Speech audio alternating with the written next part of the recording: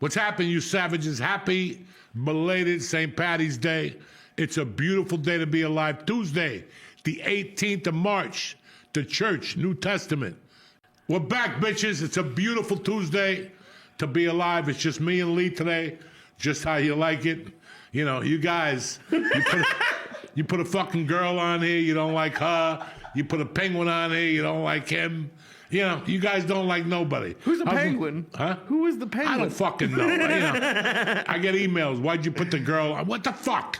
How many boys can you put on here? How much dick can you smell? You know what I'm saying? You gotta bring a woman in here to give it that fucking touch from time to time. I love having women in here because, hey, listen, I learned from them. She was great last week. Yeah. So was the Italian princess came in here and enlightened us. You guys are, why does there have to be a girl on this show? Well, it's better than looking at a fucking guy all night, right? What the fuck is wrong with you people? But anyway, the co-host tonight is the man himself.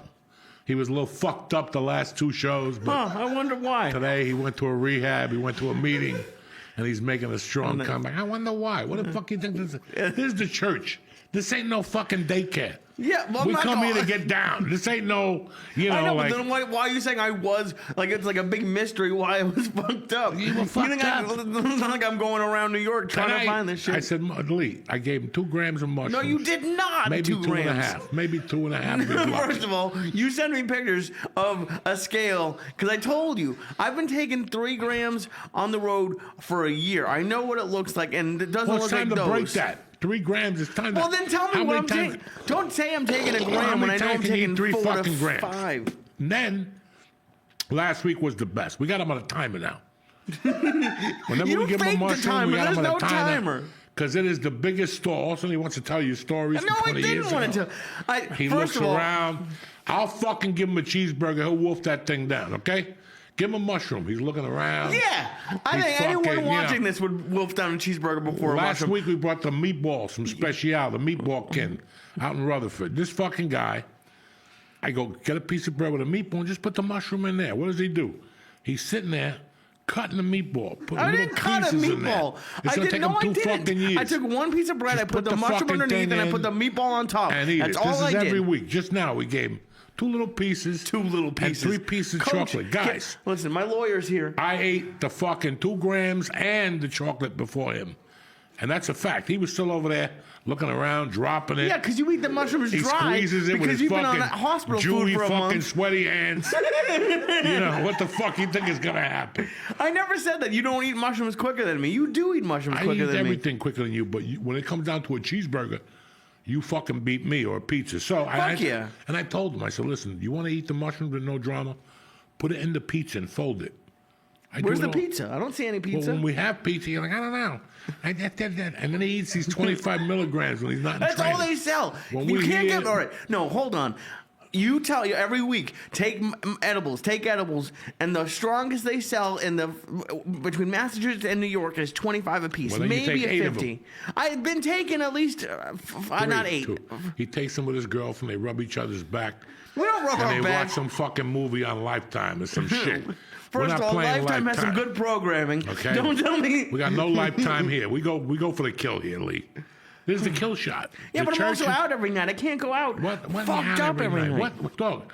Yesterday I had a half a chocolate bar. I buy those GMO things. It's a syringe. I can't smoke anymore.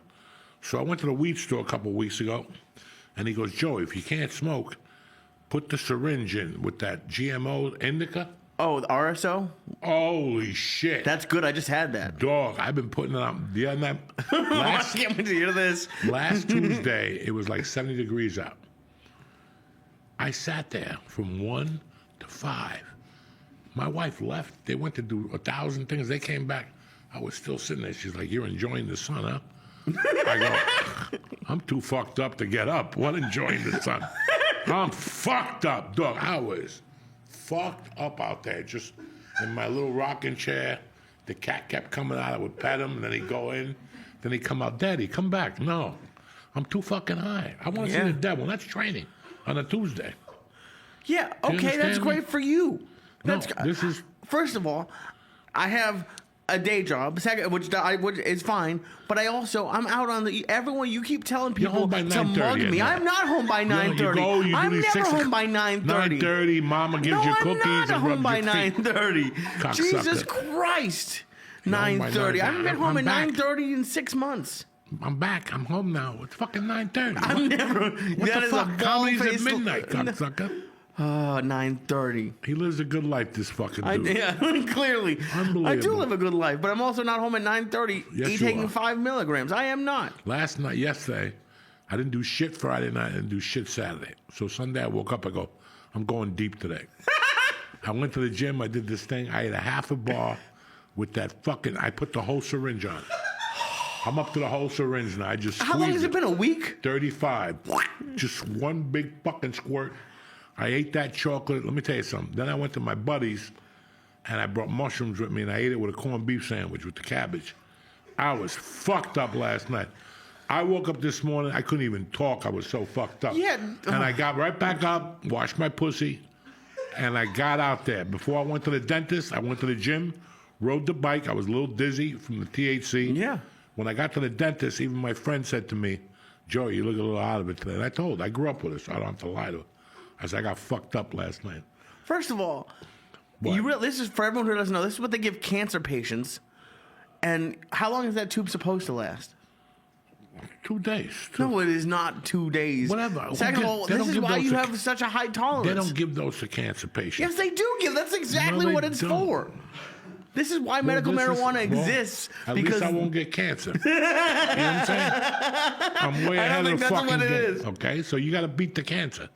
So why let it get to you? Then you're gonna start doing the tube. Beat it now. Oh, this is not to beat cancer. Well, what do you bring cancer up for? Because it's You're for the the kiss of fucking death.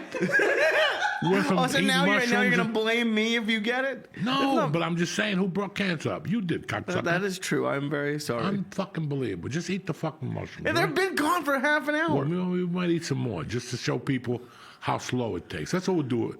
He wanted to do a video tonight of me doing a reaction to some black guy eating a rat. I'm not doing it. Okay? It really I'm not wasn't gonna doing be it. that. Okay? I'm not doing it. I'm also We're not. gonna have we're gonna do a video tonight after this of how long it takes Lee to eat I'm 1 not eating gram. more mushrooms. Why not? It's one more little tiny fucking Yeah, gram. one more little tiny.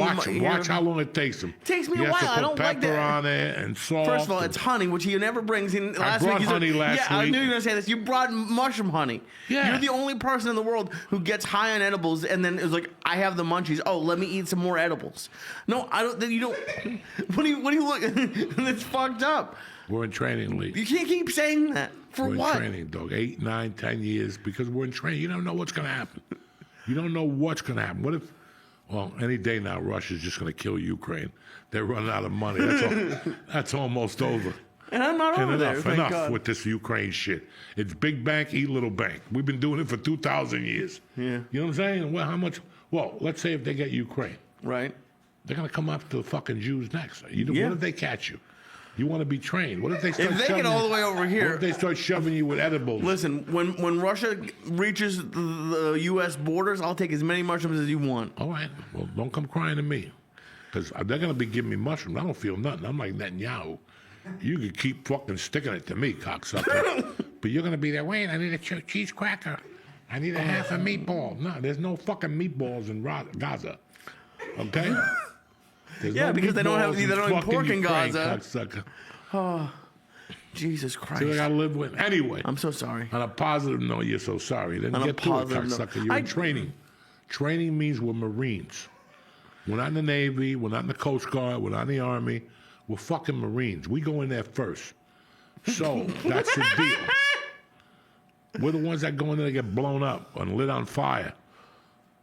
Oh, You know, get so it together. I'm pre-lighting myself on fire? Sure, why not? You're Jewish, you know. You gotta be prepared. You gotta be prepared for the unexpected. You gotta be prepared for the unexpected. Look at all the Jew hate going on in the world right now. You don't know. You might be walking down the street and one of these. You keep saying that. One guy keeps messaging me. You get mugged yet? You get mugged yet? You get Yeah. mugged yet? You get mugged yet? You're gonna get hit in the head. I by don't one of want to those- get hit in the head. One of those college students from Columbia that hates Jews all of a sudden. All of a sudden he's gonna have 3 beers in him. He's gonna clock you in the head with 3 of his little faggy friends. And don't come crying to me the next day. That's all I'm saying. I apologize. I don't know if you people have been paying attention. I've been paying attention to this because it's a fucking great question to ask yourself. Today, basically, the 14th was 5 years since the pandemic started. Today was official when they shut everything down. 5 years ago, New Yorkers were going crazy. You know, St. Patty's Day. You're done. Go drink at home. You know what I'm saying? Go drink and puke at fucking home. Same difference. But it's crazy. That's been 5 years ago.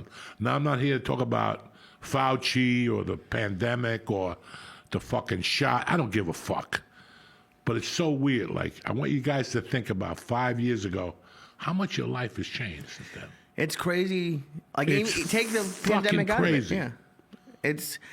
My life is completely, like, if you had asked me, if you told me this is what my life would be, I wouldn't have believed you. It's completely different. There's almost, the only thing that's the same is this. And everything else is different. And it's, I'm not going to say not everything's better, but at least for me, I'm very, like, luckily, I'm like, it's like 1,000 times better than I would have imagined. What were you going through when they said everything shut down? We were living in LA. I have no idea really what I was, but I was close to 300 pounds, if not over it. Over it. Well, the thing is, when I didn't know, well, I don't think so, because by December of that year, it was 336. So between March and December, yeah, so probably close. Yeah, the pandemic killed us. But I was single. I wasn't very happy. But the weird thing is, like, I thought I was. I didn't think I was unhappy. There were parts of my life that I wasn't happy with, but I didn't think this is probably the happiest I've been that I can remember in my adult life, which is crazy. But like comedy I was having a blast at comedy, but honestly, I wasn't tired of it, but it was just, I was really only doing open mics, and that can get a little bit old. And I was single and living in LA, and yeah, it's my whole life has done like a complete 180. How has your mind changed since then? Well, it's kind of hard. I have like two different minds. I have like a stand-up mind and like a personal mind. My personal mind, I feel like I've gotten stronger. I've had some good and bad shit happen that like I feel like I'm definitely stronger. But we were talking before the podcast started about experience, and it's just, until you experience certain things, you don't know how you're going to deal with it or who you're going to be. And like moving, like this move that I did over the last 6 months has been like a lot of good and a lot of bad and a lot of like just not easy. Like, it's not that my life was easy in LA, but it was a lot more comfortable. Really? Yeah. I mean, yeah, we did the podcast twice a week. I was in the same apartment for 6 years, and I wasn't really challenging myself, I guess. No, we all got comfortable. I Yeah. remember that. And I the weight loss, you can say. I joined a gym 2 weeks ago, which I would have never. You begged me for years to do that, and I never would. I know you went to a class, looked and I went to two classes. I did a yoga class, which I thought was going to be easy. Turns out yoga is not fucking easy. No, and then I it's went not. to a class the next day that made yoga look really fucking easy. I can't tell you, to take comedy out of it, how happy I am. Like, I don't know if anyone else watching this can relate to it, and it doesn't have to be New York, but for me, it's New York. For me, New York has like always been the place I want it to be. And so for me, I was waiting at the train station yesterday before a set, and like there was a band playing in the train, and you're gonna make fun of me, but like I teared up a little bit, and I'm not really a crier, but like I don't know, man, just there's something about if 16-year-old me saw where I was, like he would be really fucking excited for what, and I don't know how excited he would have been looking at 31-year-old me. You know, it's been pretty crazy, and it's crazy because it's a lot changed in 5 years, but it's also been like the last year has changed a lot, I think, for both of us. So, I mean, I'm a completely different person. You know, last week I was thinking about, like, fuck, it's the same as the year of the pandemic. The 14th was on a Friday when I got the call that they were shutting down the movies and the store and all that. And then Monday it was official. And I remember when, you know, you guys are going to think I'm fucking crazy. I was doing 4 theaters a weekend, right? 2 podcasts, 4 fucking planes. I was trying to raise a daughter, and I was fucked up 3/4 of the day. Fucked up. Edibles, getting up at 7, doing 18 bong hits. It was just too much. And it was, you think you're happy. You're picking up money. You're doing stand-up. Your sets are good. The store was fucking at its best ever. Yeah. But I'll never forget the day they said, like, we're done. And, like, I just was like, thank fucking God. And they were like, yeah, I might open up in June. Not for me, it ain't. Like, after, like, the 3rd day, I'm like, what the fuck is going on? Like, and I knew I was leaving already. I knew this was the perfect opportunity. When I came back here to shoot the Soprano movie, I'm like, what the fuck am I doing in L.A.? I really was. I would come over to eat at night over here, and I would be home by 9. I would go, what the fuck am I doing in L.A.? And then I went back, and that pandemic hit, and I was like, thank God.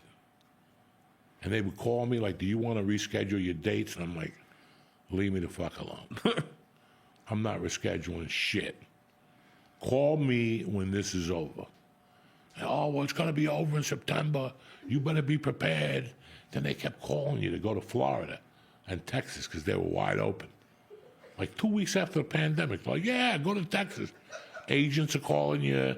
I guess Pennsylvania was doing comedy. I'm like, guys, I don't think you heard me. I ain't going nowhere. And they were like fucking getting pissed. Really? Oh, because I was like, they're like, what do you want to do about these dates in July? Do you want to keep them? Do you want to reschedule them? Cancel them. And they're like, what do you mean? I go, cancel them. Give them their money back. Don't reschedule them. And then I moved in August. And I remember that I went to a party. This is already open. Not full, but it was kind of open. Okay. And I went to a party at the Florentine's house. And the sister goes, she goes, I was there last week at Parks Casino, and they still got your flyer up. You're going on next week. And I was furious. I went home and called the agent. I go, give them their fucking money back. Well, you're there. You might. No. Give them their fucking money back. I got so uncomfortable during the pandemic. Yeah, you really. Oh, I was uncomfortable. I was irritable. I didn't want to hear it. I was sick of living in L.A. Like, I was just done. Like, I was done. Like, for me, the pandemic was a fucking godsend. And no part of you. And Parks is a different story because it's a big deal and it's like a big place. But, like, no part of you, like, wanted to get on stage just to, like, get that out of your system? I was burnt the fuck out. And I had no idea what it felt to be burnt out. And I was burnt out emotionally, physically, and mentally. Like, my body was done. The anxiety was up to a different level. I was popping the Xanaxes, and the Xanaxes were giving me anxiety. No. Yeah, they were like fuel. It just bounced. It's called a bounce or some shit. And I couldn't focus. I could not focus. I still remember Ari coming to the house and me going, when is this kid gonna leave? Like, I can't have me. I couldn't have people in the house. There was no fucking way I could have people that close to me. What was fueling the anxiety or the burnout? The burnout was 10 years of not stopping. Dog, I didn't take vacation. You know me, dog. I'm not one of those guys that we're going to stop now and take a 12-day vacation to Hawaii. First off, it ain't going to work out for you because I see everything in 3 days. After 3 days, if I didn't see it, we'll catch it next time. I ain't got time for 12 fucking days, you know? That was my mentality. You know, I'm a basketball guy. If you're not practicing, somebody else is. Absolutely. Okay? If you're on the beach, for 12 days, there's a motherfucker out there that's practicing all day. And you're down there hanging out with Flipper. that works for 3 days for Uncle Joey. I don't drink. You know, I don't drink. So after like one drink, the sun hits you, I get a migraine. That ship sailed. You go to the water, you know, you see some people, you go to a restaurant. It's time to go home. I got to make money. You know, that was always my mentality. Right. I don't understand people going on vacation. I never understood it. We ain't got time because I don't want to hear you coming to me going, I don't know what's going on in my life. Bitch, you went on 2 vacations. You went on 2 vacations for 18 days. One for a fucking wedding for 9 days. Who the fuck are you? My main thing was like, who the fuck are you to go on a vacation? When you got $1 million, then you go on vacation because you don't have to worry about it. But you go on a vacation, by the 8th day, you're like, this is going on the Visa card. And I just lost 10 days of work with my family, and they're at Disney robbing me blind. Yeah.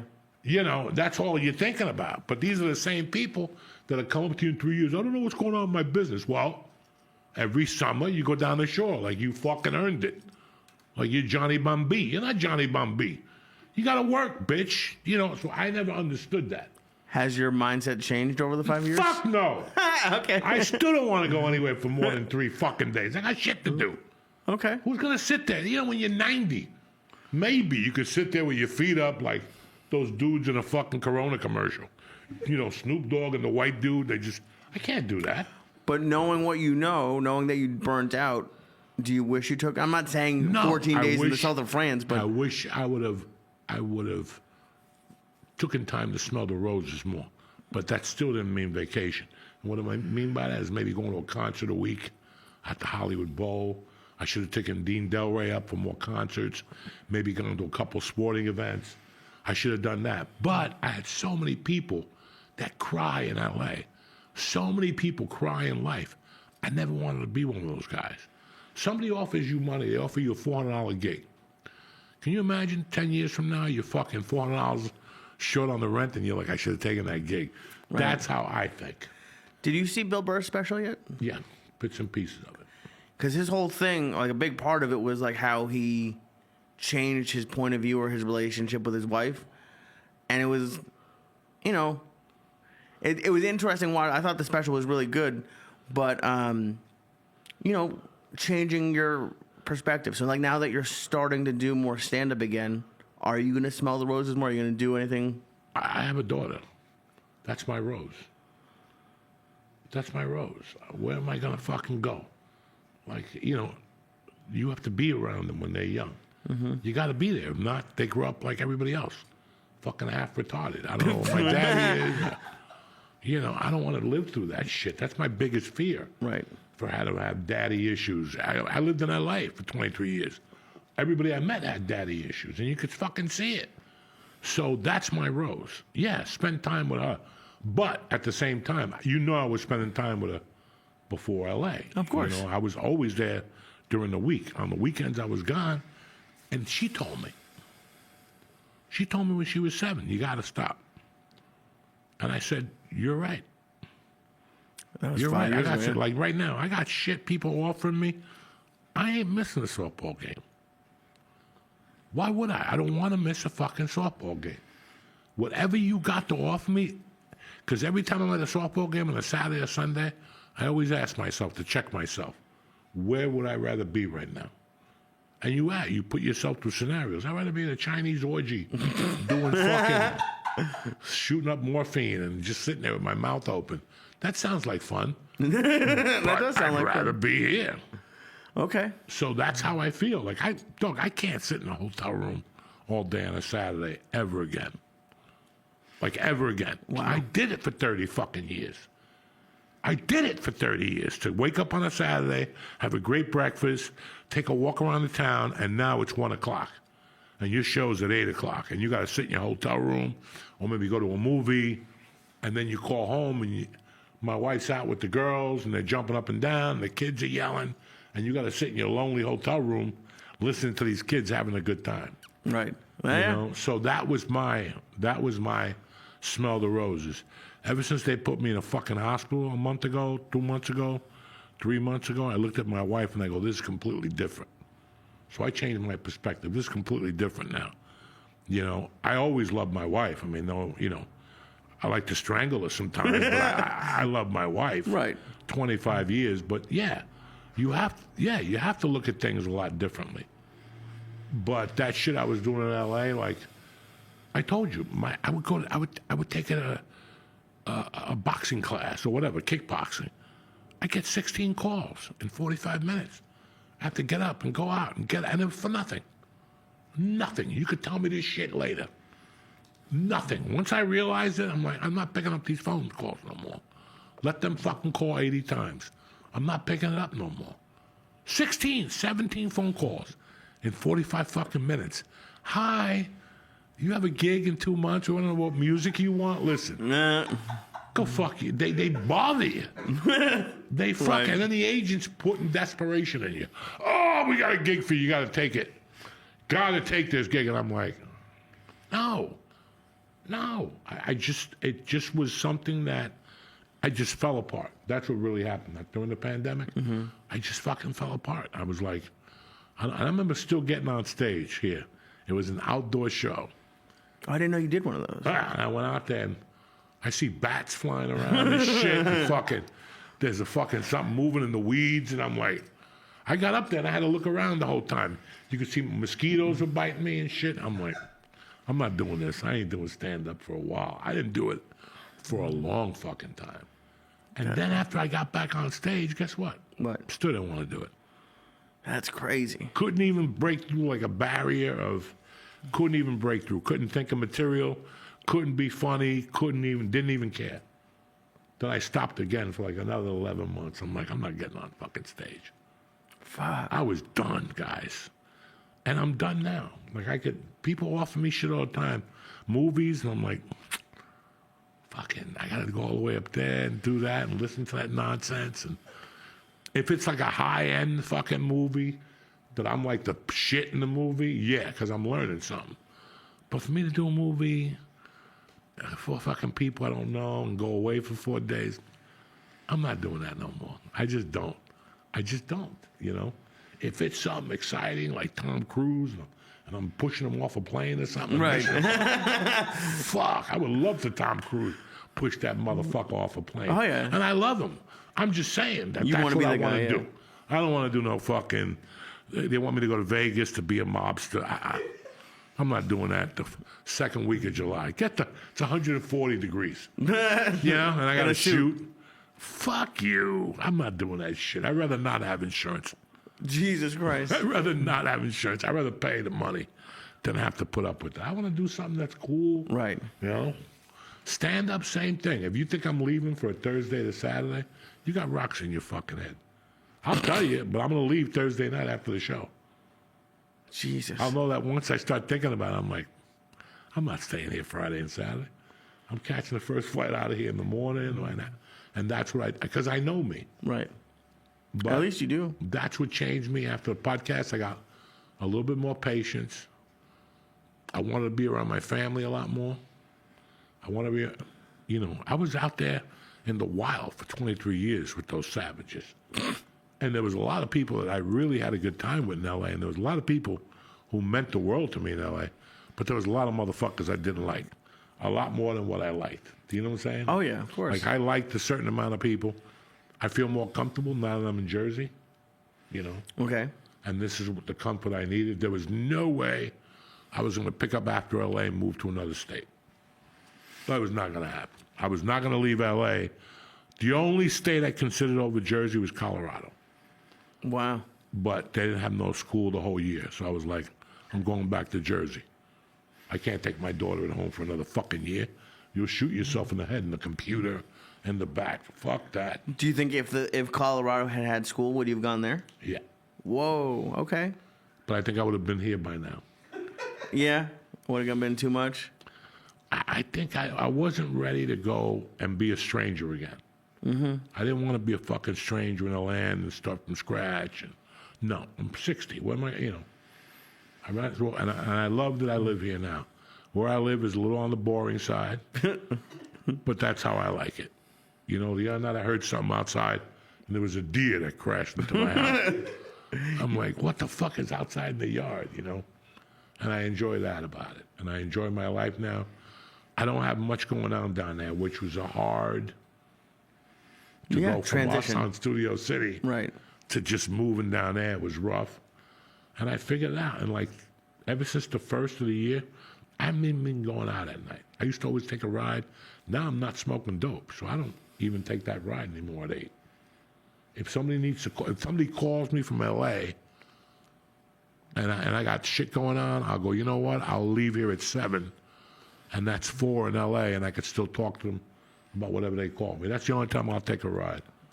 But I don't really want to hang out at bars anymore. I don't want to do anything. How do you feel not smoking? It was time. It was time. It was, she's getting older. Kids are starting to come over the house. You know, I smoke all day, guys. You know what I'm saying? Like, I'm one of those guys that I don't know how to do it like everybody else.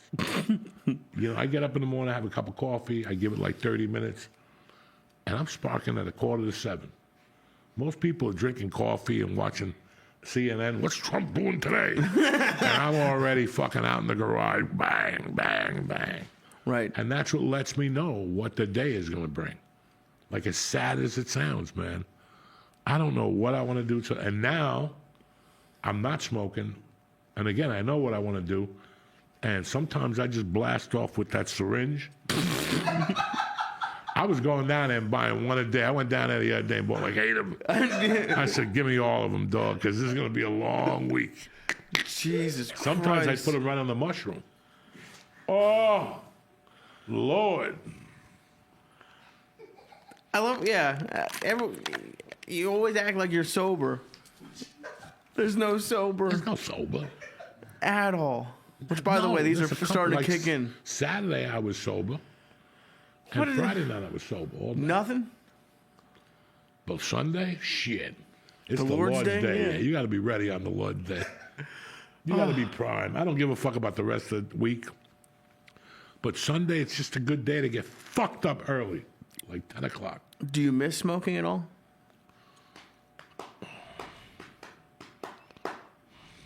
Yes and no. Because I'm addicted to this. You know, the fucking getting the bong and playing with your weed and, you know, going to get it and it's good and it's 38% and you fucking dry it.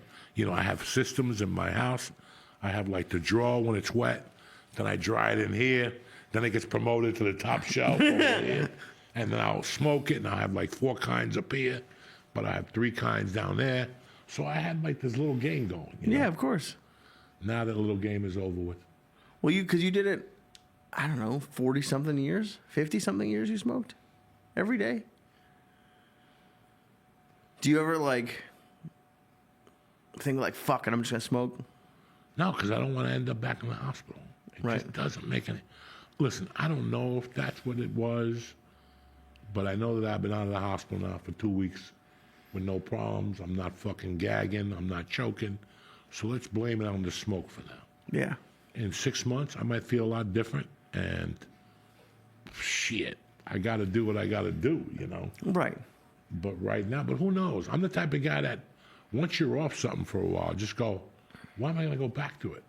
I'm already off this for a month. Now I'm going Right. to start this up again. And then for me, it wasn't even fun anymore. Right, exactly. Because I had to go down to the weed store every 2 days and mix the weed around. And you got to find them. There's just so much weed in Jersey. So you're looking at 3 stores every day. I'm looking at 3 different websites when I wake up in the morning, looking to see who's got the best weed. I don't need that shit no more, man. I'd rather put my energy into whatever the fuck I'm doing now. Right now, I'm just trying to get healthy. I got a couple shows coming up. I want to do the best job I could do. That's it. I have nothing else on my agenda. Everybody else could suck my dick. And how does it feel? Because, like, I'm trying to compare you to me. Or even just you 10 years into stand-up. Like, now that you have all the power and all the control. What power and control Because you can say... are you talking about? What do you mean? Maybe not, but to me, in my head, you could call any club in the world and be like, I want to come in, boom, boom, boom. I want to come in tonight. And you would never bump anybody. No. But at least for stand-up, the world is open to you. That's the way I look at it. I'm sure there's some clubs that might not like you or whatever. But like I don't like them. Exactly. But like to have that control and to be able to say no, like to say no to some things that I'm sure you 10 years in, like, what the fuck are you saying no to this for? Here's the secret to this. Here's the secret to this, and you're really going to think about this. We've always had the control. We just never wanted to impose it. How? And as you, like I told you, I had a rule after the third year of comedy. I don't mind coming into your club and showcasing. But I would make, as you ever say something, and as you're saying it, you know you're fucking up. Because I was saying it, I knew I was fucking up. But at the same time, it was saving me 6 months of my life. And I would call people up and go, how you doing, Sean? Joe Diaz. Yeah, your friend. I want to come in and do a showcase. Well, I'll be there Sunday night. Sean. And I would say it just like this. 3 years in, I'm going to come down there on a Sunday night. I'm going to showcase for you like a gentleman. When I get off the stage, is there somebody going to be there to give me a week's work of comedy? Now, that's two things. You're already putting the seed in his ear that I want a booking. You know what I'm saying? Like, this is tough to say to somebody. Yeah. And number two, I don't want to get off the stage after I kill and you tell me some story that you're going to tell the owner. Right. You're just some $100 a night manager. I'm not going to your fucking club. And they would hang up on me. Holy shit. Some people tell me to go fuck myself, but I didn't give a fuck. Saved you. That little control thing was the whole thing that at least I got. Then they started with, you got to send a tape. Mm-hmm. You know how many tapes I sent in my life? 1. And it was blank. Fuck you. Yeah. We've always had the control. It's just we don't take it. Well, and then we get pissed off when people walk all over us. Right. I ran into a situation, I wanted to fucking yell at someone yesterday, but he's associated in a way maybe with a club that I want to work at. And they're not. Right. They're not. Right. Because they're bums. And they're going to threaten you, and they're going to say, you'll never work here again. And by the time you're rocking and rolling, they're not even in the business no more. Like the people that were in the business in 1997, when I got to L.A., that were laying threats, I'm a manager, I never saw them again in 2008. Right. Fuck. They got into real estate or into the .com business. Right. Yeah, they got into the .com. Everybody left. In 99, everybody got into that business. Not .com, whatever the fuck. Yeah, tech. A lot of website. those people left. So these people are the ones that pull, like, oh, I don't like when you come to the club and do that. That's control. Anybody who knows a comedian knows you don't tell me what the fuck to say. Because whatever you tell me not to say, I'm going to go up there and say it first. That's why you don't put no boundaries on a comedian at all. So when I'm walking into your club and you're like, oh, excuse me, I don't want no fart jokes and no poopy jokes. Bitch, I'm going to open up with a fart joke just to piss you fucking off. Yeah. Okay, I saw this guy, Kevin Fitzgerald. Kevin Fitzgerald, you two guys are all young except for George. Kevin Fitzgerald had a show on Animal Planet. He was a vet with white hair. I don't know, you guys remember him. Old dude. That dude looks old. That dude will fucking take your throat out. He was in Vietnam. He's one of those crazy motherfuckers in Vietnam. Then he came back on the GI Bill and became a veterinarian. And then somewhere along the line, he became a comic. But before that veterinarian shit, he was the Stones bodyguard. He was on tour with the Stones when that shit happened. They got stabbed and Altamont and all that shit. Kevin Fitzgerald, you look at him, he looks a little weird, but that motherfucker got stories, and that motherfucker's dangerous. So in 1993, he was at the Comedy Works, and he did a joke about this is your brain, and this is your brain on drugs. Remember, there used to be the egg? Mm-hmm. And when he got off stage, some big guy came up to him, and he goes, Bill Hicks is here, and you're opening for him. Mr. Hicks said not to do that joke. Next time you open it. He went back, thought about it, and he goes, fuck Bill Hicks. He went up there and did the joke. The muscle guy came up to him again, and Kevin goes, I would have taken his fucking throat out. But Bill Hicks came up to him and said, hey, we told you not to do that joke, and you did it. You're on tour with me. Fuck, I would have done the joke. Guys, you have to somewhere as a comic say, this is what I'm going to do, and if you don't like it, I'm moving the fuck on. But that's why when they tell you, like, we can't say this at my club, well, you called me, number one. And number two, I'm saying what I'm fucking saying. And if you don't want to hire me after this, that's fine. Right. But don't you ever fucking tell me what I can and cannot do. Because I've been struggling with, I don't like feeling like this, but the feeling that I've felt in New York with stand-up is a little bit desperate. And I don't like feeling like it. But there's just no,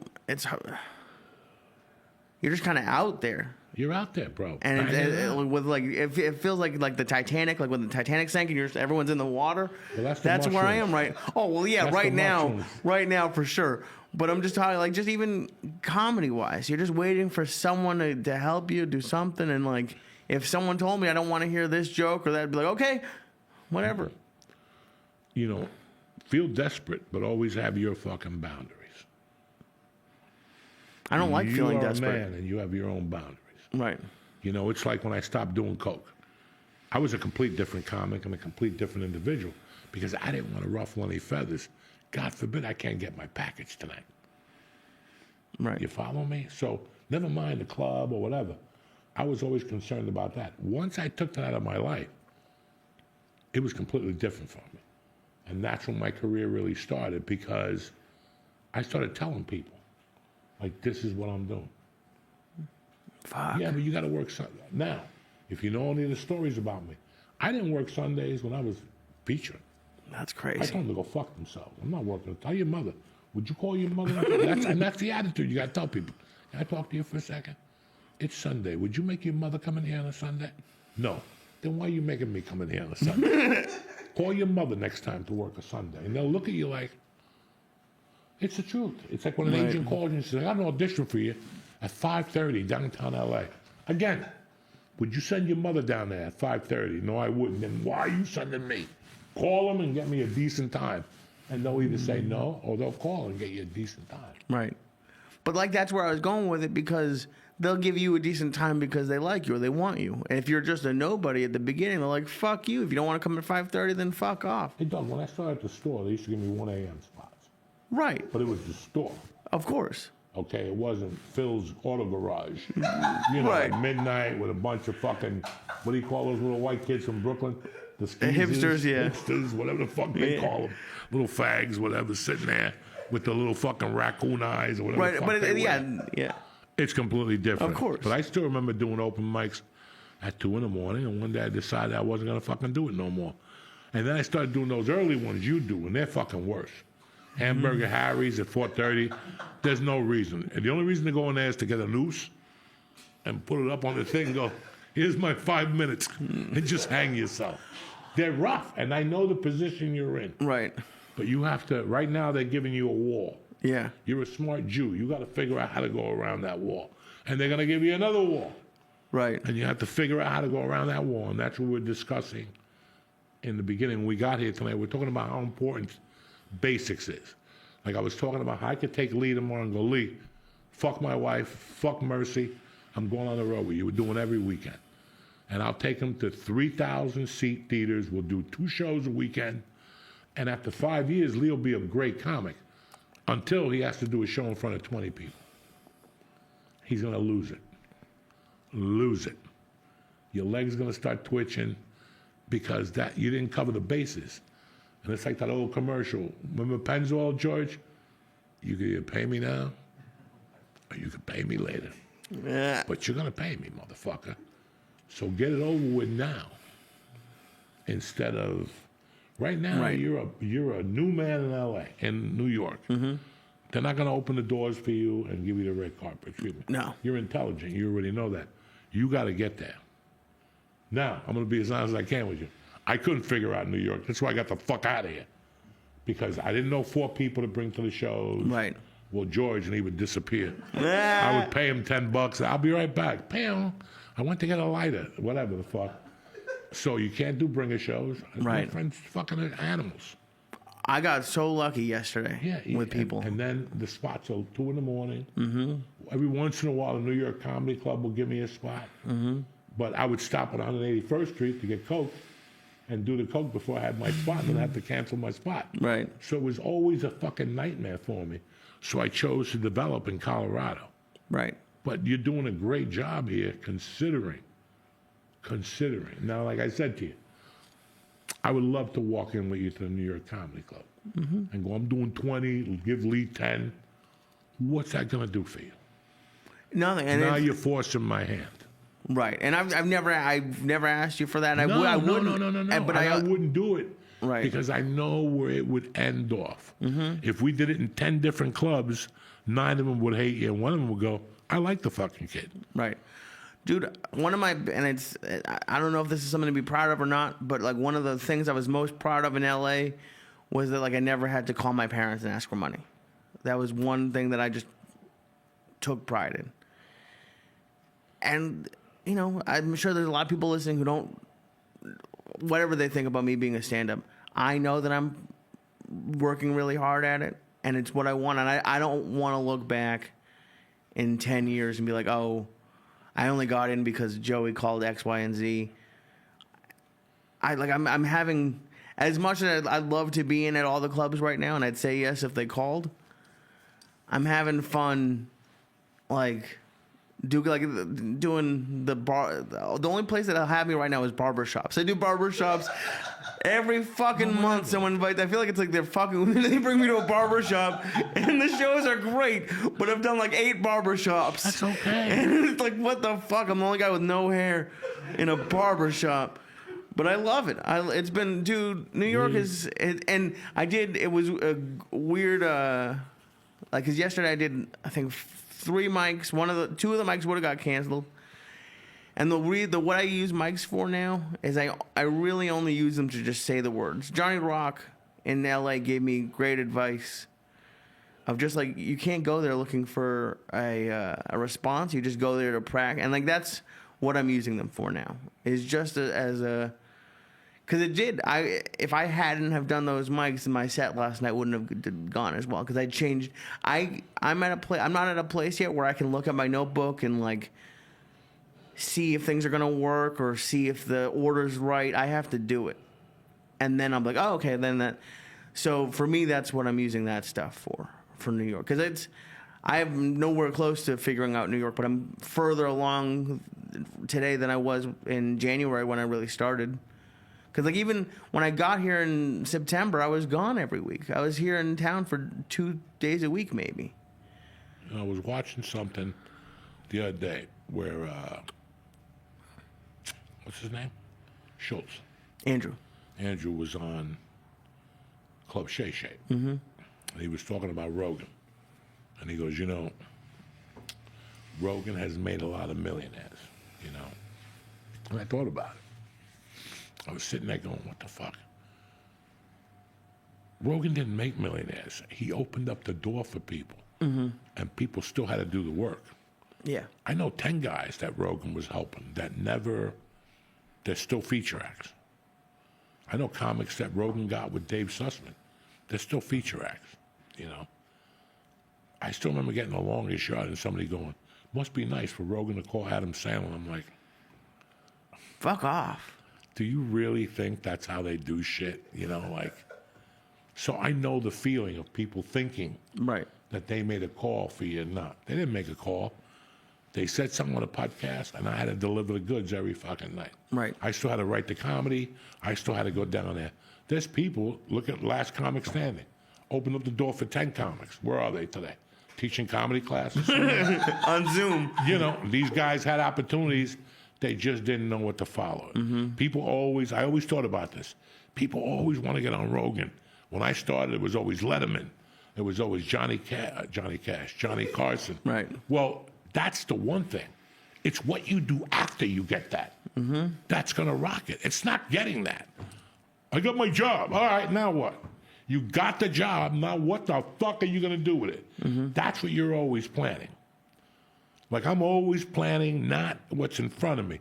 I'm already planning exactly how this goes down without moving a finger. I let things do it for me. I'll give you an example. I'm doing the Garden next week. Fuck yeah, dude. Okay? No, but don't knock me. Everybody knows this. I'm opening up for Tom. I'm doing 20 minutes. No big. I didn't earn it. He called me and said, "You did too earn it." Do you want it? And I took it. Now, that The picture that somebody's going to take of me and post, I don't have to do the work.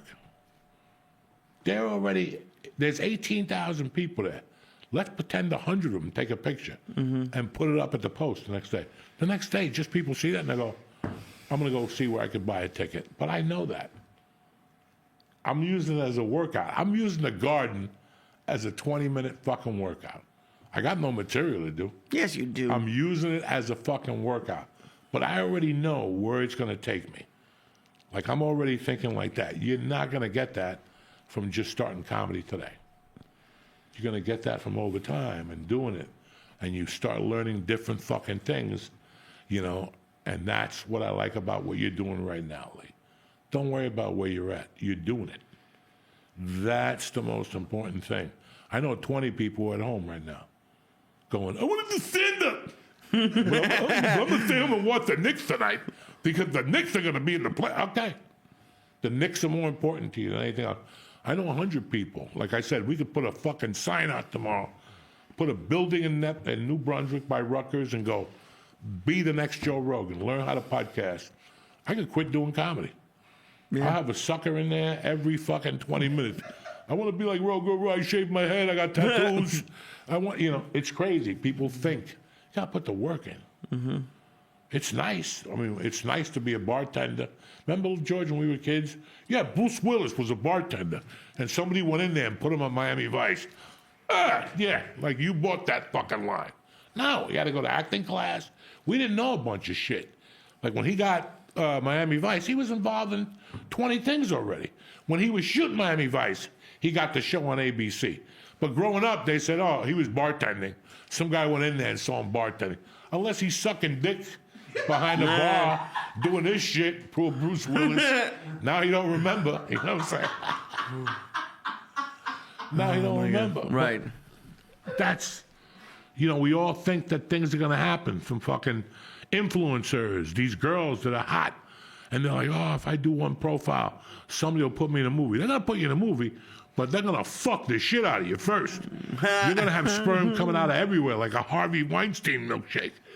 They'll put you in a movie, but I don't want you to think that putting you in a movie because of your artistic fucking whatever. They're putting you in a movie because you got big tits, and they'll just take you. They'll cut you out. They'll tell you a movie, and they'll cut you out. You'll be the next. Who's that really hot chick that's in all the movies, and she's a fucking nightmare to work with?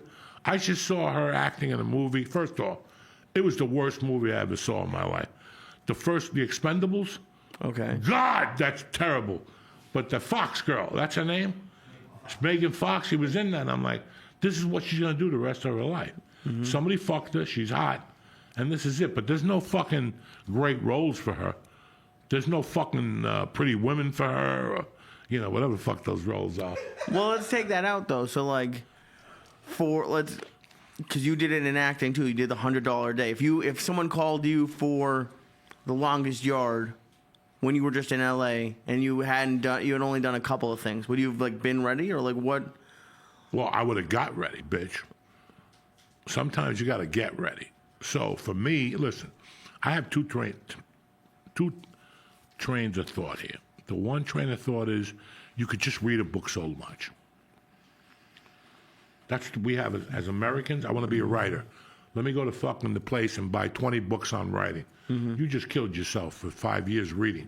Right. The only way to get good at writing is to write. Even if you start with, I'm going to the zoo today. It improves. Over the weeks, I'm going to the zoo. It's going to be a sunny day.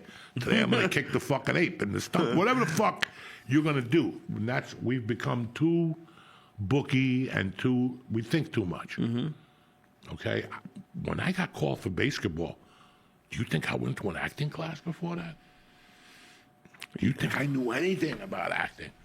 I knew about Bruce Lee flying through the air, and I knew about The Godfather, and I liked Marlon Brando, how he acted, but I didn't know anything. I still remember going on that set and them going, step on your mark. And I'm like, what mark? Fuck. And they're like, the marks, your marks. And then I remember going to another acting job, and they were saying the same things to me, and I had to tell them, I don't know what I'm doing. No, but they like that. And they're like, how the fuck do I don't know what I'm doing. Mm-hmm. And the only thing that saved me was that girl, her father was big. Sidney Poitier. Oh shit. And that was his daughter. And when I worked and lived in Snowmass, Sidney Poitier used to come into the video store with that little black girl. And I asked her, I go, you remember going to Snowmass as a kid? She goes, yeah, all the time, my dad. I go, I used to come into Command the Video. Ask your dad next time you talk to him. She goes, I'll ask him tonight. She came back. She's like, yeah. Oh, my God. I go, yeah, your dad used to come in. So she was kind of nice to me. Yeah.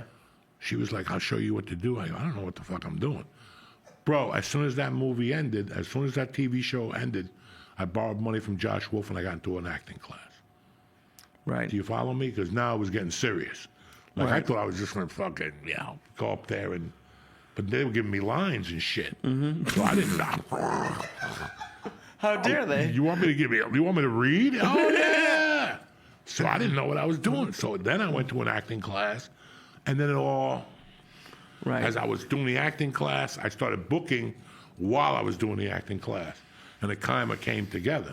But I didn't just do it. Like, there's people that'll tell you, there's schools in California that if you go to their act, they'll tell you, you can't go on auditions for 2 years. 2 years? You know what? Fuck you. You don't even know what you're talking about because now they get to blend it together. You know, like they get to go to class. Right. It's like being a union plumber. If you're an apprentice, you got to go to Teterboro twice a week and learn how to fucking burn shit and fucking, and then you're on the job. Right. And you might start as a laborer carrying pipe. Right. But eventually all that shit's going to mix together. So you're going to be doing pipe and then you go over there and they're going to be teaching you how to do the same pipe. That's when it all is really insane. 1,000%. But I would never tell you, you're going to be my comedy student, but don't get on stage. No, I want you to fail. Right. I want you to come with questions for me every week going, I did my best material and they threw a tomato at me. All right, let's start from the videotape. Let's see the videotape.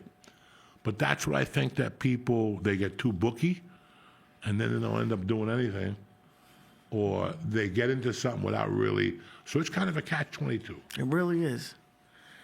Because it's like, as someone listening to it, not mad at you or anything, but it's like, you can't, it's hard to be like, okay, get prepared, but then also don't do some of this stuff. Like it's like sort of like if you have to prepare doing certain things, like certain roles or certain said, like doing the open mics, doing those 4 p.m. open mics. And it's hard to know when to cut it off for yourself. You cut it off when you think it's time to, listen, you know what the difference between a professional and an amateur is in anything? What's that? A mindset. If you really fucking think about it. But there's a lot of people who are really sure I they're will hire good. you as a laborer to come in here every day and bang nails and shit, but you'll feel like a laborer until one day you look me in the eye and go, what do you think? You only guy can paint? Right. What do you think? You the only guy can do it? I can do this too. I'm a fucking painter, and I want $15 more than what you're paying me. It's your decision. An amateur and a professional, it's you. It's not somebody else holding you back. You decide when you're going to go, I'm going to do this as a fucking professional. They want me to be here at 8, I'm going to be here at 7:45. I'm going to be the best motherfucker in this room. That's the difference between an amateur and a professional. It's not, Right, but then also, and going to all these open mics and these shows, I see it. There's people who have that mentality that you have, but don't have the skill. Well, listen, there's a lot of people who are complacent. And that's the thing that'll kill you the most, is you got to ask questions. Right. The cat died 7 times because he was fucking curious. Not because he sat there, looking at his window and the old lady who does the yarn every day. Right. The cat looks out a window and goes, look at that fucking bird. Maybe I'll kick his fucking ass today. And then he goes out and the bird fucks him up. He comes in, has a cat of tuna, and then you follow me? It's the same 1,000%. shit. You all right, though? I'm great, but because there's definitely people, and people could be listening, asking if it's me, but they're like, I know you've seen it, comics who just aren't funny, and like to make the decision, like if they're listening right now, and they're like, okay, I got to do this, I'm not doing it, but then maybe they're not doing what they're supposed to be doing, what's right for them, isn't it kind of weird? Let me go pee. All right. And then we'll talk about, I got to talk to these people about DraftKings and BetterHelp. Perfect. And then I'll come back, give you time to relax. I could see that Yeah, everything's moving right now. Yeah, so everything's moving. I'm really trying to keep it cool, to be honest with you. We'll be back in 30 seconds. We're back, bitches. Don't forget, if you're hearing voices, BetterHelp will help you. And if, DraftKings, it's March, baby. It's the month you've been waiting for. Anyway, we're back to talk to Lee about hearing voices. If you're seeing ghosts. He calls fucking BetterHelp once a month, this poor bastard. Anyway. Me? I love Lee, you were BetterHelp. talking about bond. Lee, listen. Who the fuck am I or you? Have you ever had somebody come up to you and make a weird remark? Like the first 5 or 6 years you do comedy, people come up to you and make the weirdest remarks. And sometimes your feelings get hurt. Sometimes you don't know how to really handle it. You're just starting out. Mm-hmm. And I'm from North Bergen. I still remember doing a show in the city, and your uncle and a bunch of guys driving me. And on the way back, they're like, "You suck." Right in the car. They're like, "Dog, you suck." Like, that guy was funny, not you. You're not funny. And that's how we were raised. We weren't raised with, "Oh my God, that was so brave." Nah. My friends will look at you and go, "You know what? You suck tonight. That was god awful." And I would sit there in the back of the car, ready to cry, just doing coke, like, "Okay, I suck." And it hurts. It's not good. So who the fuck am I to tell somebody they're not funny? I think somebody would rather hear that their mother's a whore than somebody going up to somebody going, "You're really not funny. You should quit this shit." Because there was a time none of us were funny. Mm-hmm. And one day you just hit a fucking stage point. It's like anything else in life. You go to jiu-jitsu, you get fucking torn apart for 18 months, and one day you decide to do something, and all of a sudden it just changes. With stand-up, it's like these people get punched in the head for a living. We were talking about that before. They could be retarded after one punch, or they could be retarded after 5,000 punches. You just don't know what punch is going to make them a fucking retard. It's going to make them call BetterHelp and go, Oh, they're going to love this. So I can never, ever tell a comic or a human being that they're not funny. If they believe they're funny, let them go. Let them go. And you'll see these, the longer you do comedy, you'll see open micers that show up everywhere and talk to them and go, "Bro, you ever?" "Nah, I come down here, I do this, I go home, I hear voices, I live in my grandmother's basement." They'll tell you what they are. Right. And then 8 years from now, you'll hear they killed themselves. I swear to God, when I lived in Seattle, I'm not being a joke here. Plenty of open mics killed them. Some guy got off stage at the Comedy Store, went to the hotel, and jumped off the top of the fucking hotel. This is the shit people do when this is their whole life dream. Right. And this happens to musicians. How many fucking idiots go on that show, The Voice? Do you think about that? How many people? Your mom's like with one eye, she got diabetes. "You sing good in the shower.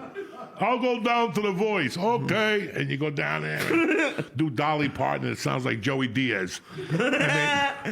And they tell you, "Come back. That was great. That was great. We'll call you." How many times can you hear that? Yeah.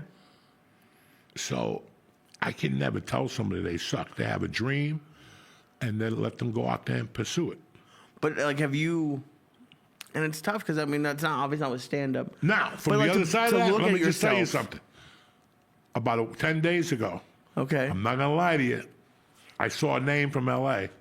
that I'd forgotten about, and the first thing in my mind was that I said this to myself. I go, "She didn't shoot herself yet," because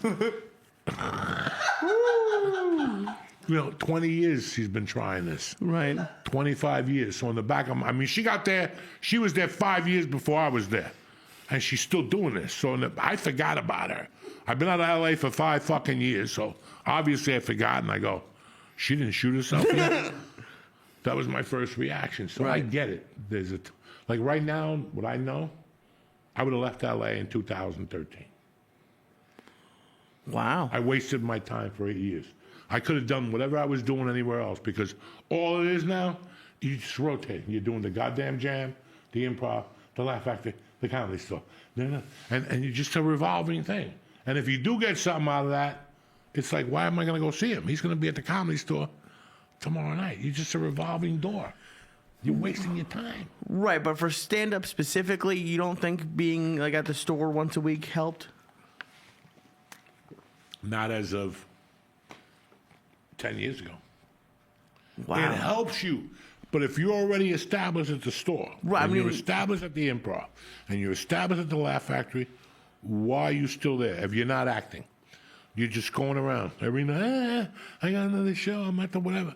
It's just a rotating door. Right, but you said you would have left in 2013, and I'm not talking about If I career. knew what I knew now.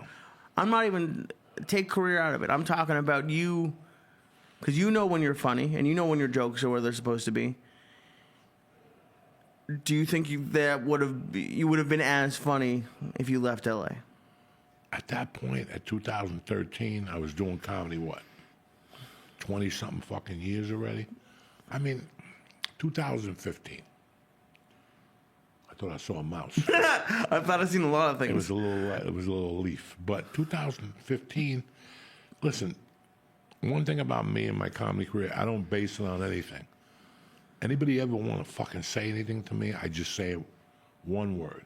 Comedy Store from 2016 to the pandemic hit.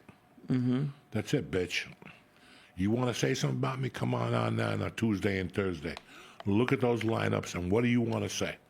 What the fuck do you can't say a word to me. Can't say a word to me. Because those lineups will never happen again. When you're following Bill Burr and bringing up fucking Rogan or bringing up Ali Wong or bringing up Whitney Cummings, you saw those lineups. Yeah. You saw those rooms in the main room. Forget Netflix special and all that faggotry that they got, the Mark Twain Award for comedy. Right. Oh, that's Mark Twain can suck my dick. The only thing that counts in my world for me was those nights at the store. Right. If you ever had any fucking doubt, come on down, motherfucker, and try it. Give it a whirl. Give it a whirl. But you didn't. But you're somewhere else lying, trying to fucking lay claim. For me, it wasn't anything else. It was those 4 years. When you walked in there on Tuesday, most people would faint. Because I know I felt like fucking fainting. When I would come around that liquor store, when you get off Laurel Canyon, I'd go like, why am I going down there? I am going down there to destroy my career. I'm going to the ADCC, whatever the fuck that is. If I have a bad set down here, it's going to get around. Mm-hmm. So when I would hit that fucking stage, I made sure. Like I just heard Judd Apatow went back to the store. That's because Papa's not there. Because Papa jagged him so bad, he had to go to... When you're not that funny, then you go to another club called... What's that club? Largo. That's where they call it alternative comedy. Oh my God, that's so brilliant. That's where you go. But on Tuesdays and Thursdays, that kind of comedy didn't work. That comedy was never designed for the Comedy Store. Right. Like if you go into the club in the city, I'll take you to the club in the city now, that shit wouldn't work at the Comedy Store. Would not work. She engraved Marines. That's what she wanted, Marines. People who jump out of a plane, land, and instead of it exploding, they make you laugh. That's what Mitzi Shore trained. Mm-hmm. And I was a part of that. So everybody...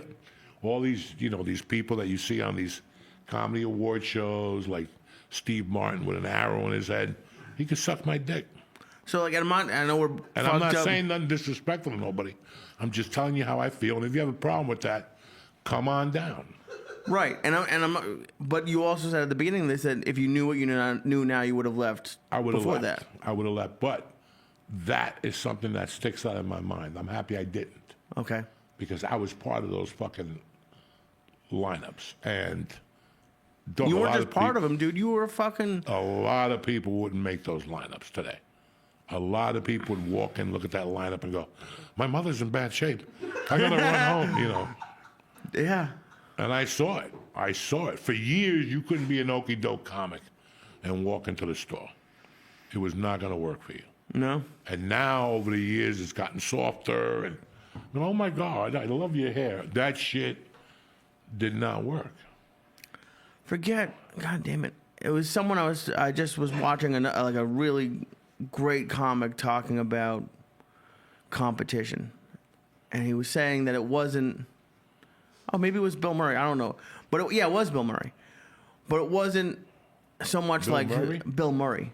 I'm not in a stand-up sense, but in an acting sense. He's like, okay, and that's what the store felt like then, and I wasn't part of it, but to like, it was all the best in the world being the best. So if you were even a step below, it would have been like noticeable.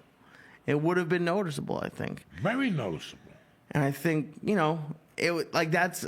I'm glad you stayed for that too, because like, dude, I don't know, and I just like going to shows back then, and having people like, whether it was the 20 minutes of the store or the hour, it was just a crazy.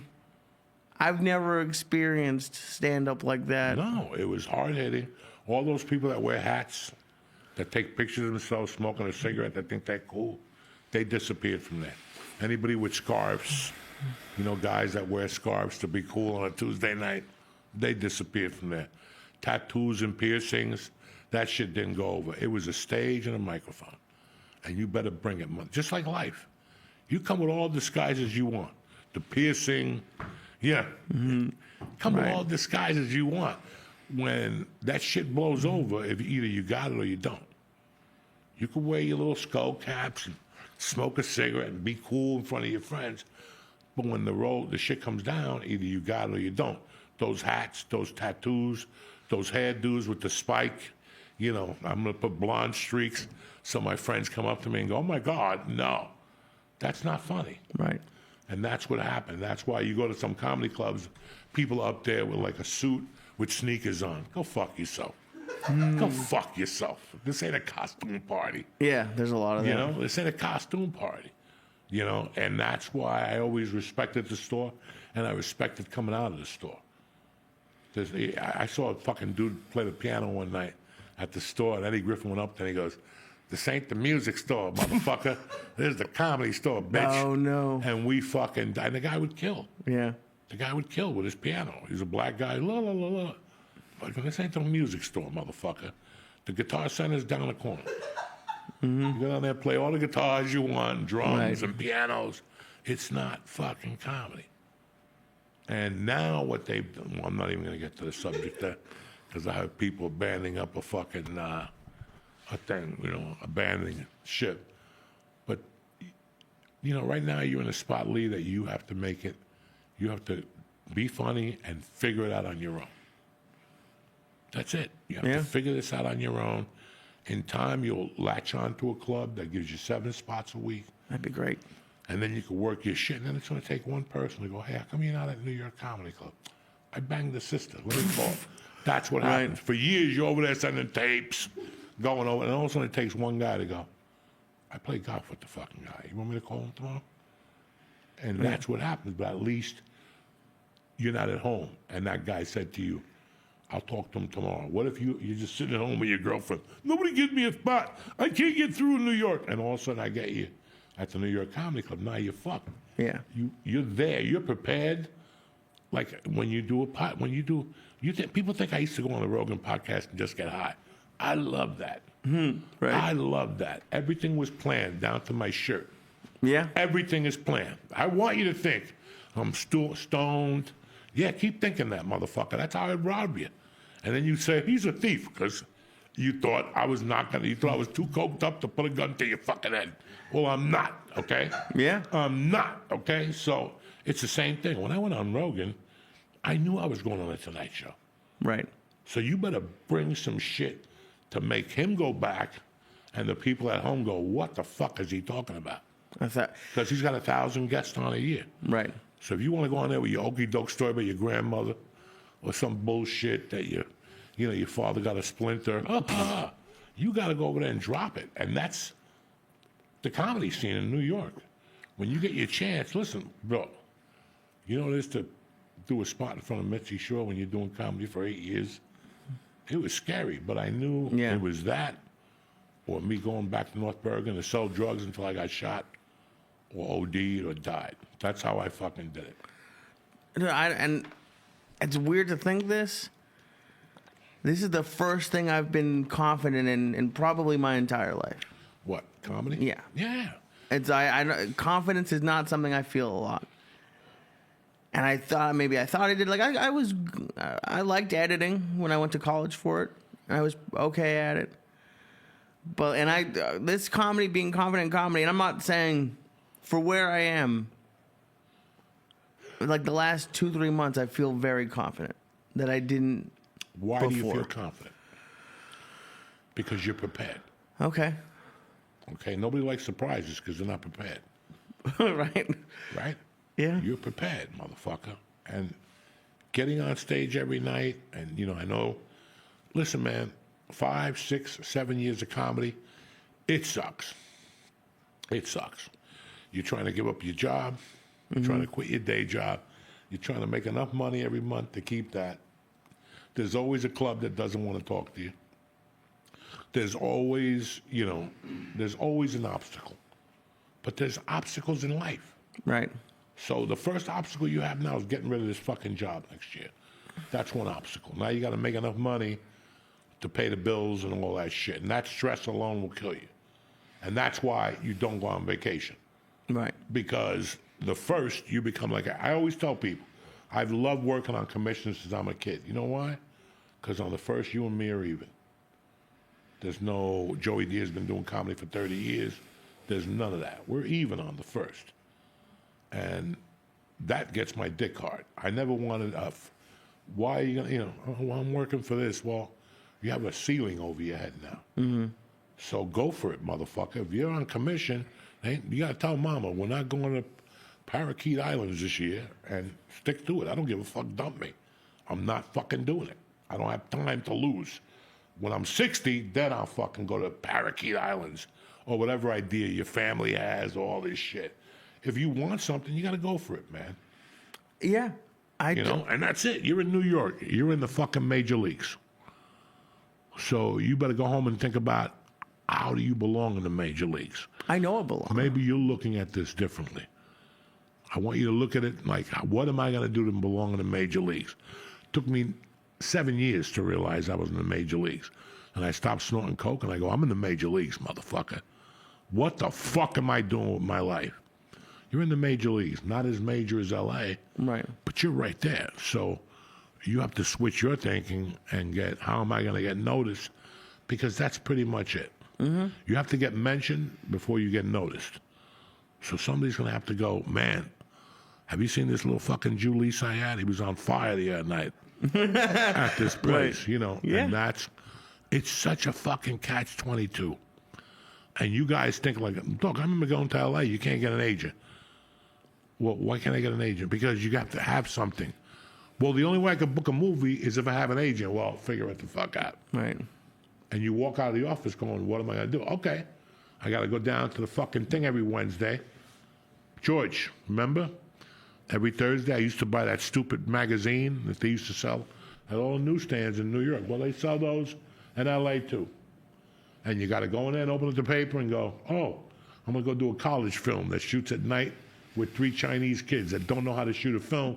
They're going to shoot my feet. And that's what I did for 2 years. I just applied for all those, and I would get it on Wednesday, so the envelopes went out on Thursday, and I would hear back by Friday. There was no like, oh, well, and I would do that while I was coked out. When I get home from the Comedy Store, I'd fucking do those envelopes and write out with your hand instead of typing, so they know you put the time into it. It's fucking A to Z. It's not just, it's A to Z, and that's what a lot of people don't understand, and that's why people become magicians. Because they don't want to put the work in. They don't want to put the fucking work in, Lee. So right.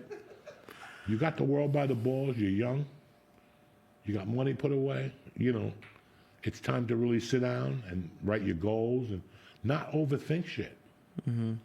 You're the type of guy that you have a plan, and then mid in war, you change it. Yeah. Stick to it, motherfucking plan. You haven't even really executed it, but stick to it. Put a new reel up every 3 months. But I got to see it on Facebook. I got to see it on Instagram. I got to see it on my daughter's Instagram. Like if I look at her Instagram, whatever, kid Instagram, right. I want to see somebody sharing it on there. Those are little things that you do.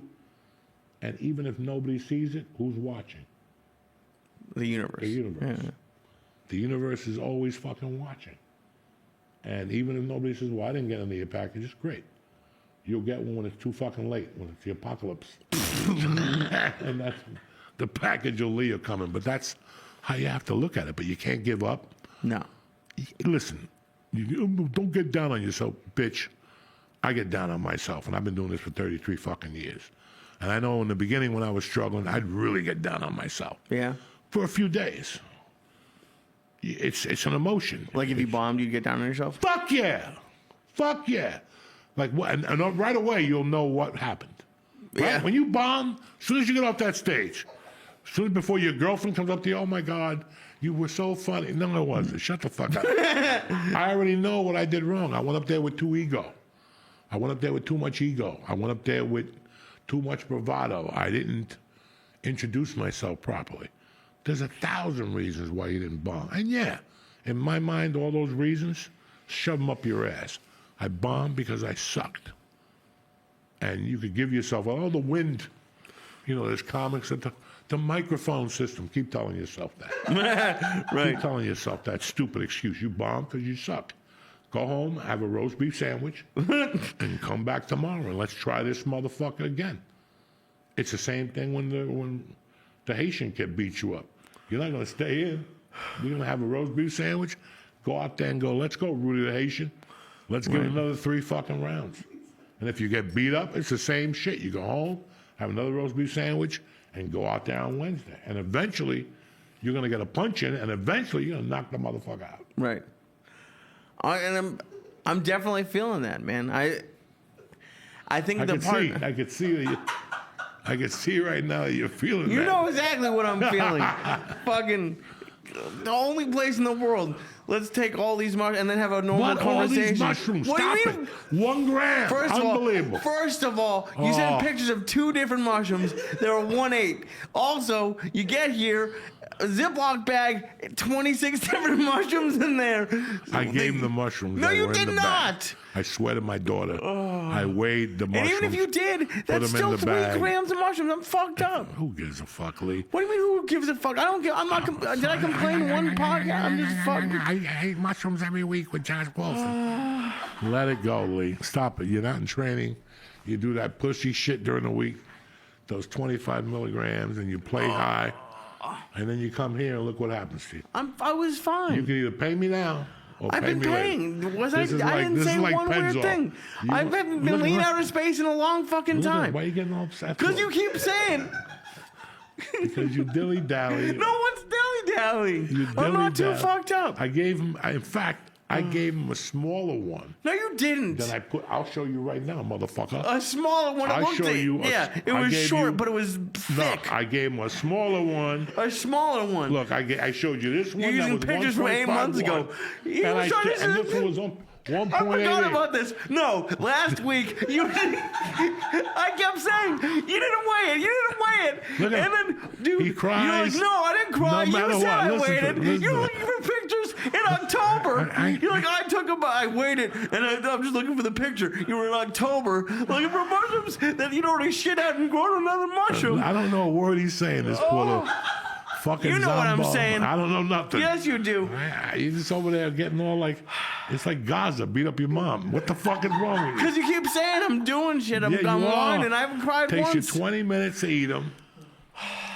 I'm so sorry that the mushrooms don't taste good. You come, oh, they don't taste cares good. how long it takes me to eat them? You eat that fucking lizard meat. What lizard meat have I This eaten? shit you've been eating for 30 years, and now You keep saying that they paid the restaurant paid Google off to take lizard meat off the review. You can't do that. There's no lizard meat. God you've been damn eating it. lizard meat since I met can't say you. anything about food in my entire. I'll be 60 years old saying I like this restaurant. Lizard meat. Yeah, listen, you know why? It's like sucking a dick when you're 21. You're never going to win an argument after that. You know that. Yeah, well, I would have done this. I didn't eat lizard meat. You said suck I a ate dick lizard 20 meat. years ago? That never gets forgotten. You ate lizard meat at I that did not. restaurant on top of the French, and they told you it was carnitas. First of all, I like carne asada. Not carne. You like That pork. was not carne asada, Doug. This was the worst restaurant.